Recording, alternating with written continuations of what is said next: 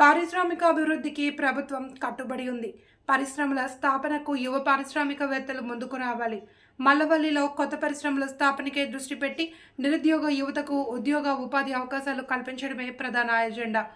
పారిశ్రామిక అభివృద్ధికి రాష్ట్ర ప్రభుత్వం కట్టుబడి ఉంది అని గన్నవరం నియోజకవర్గం శాసనసభ్యులు యార్లగడ్డ వెంకట్రావు తెలిపారు.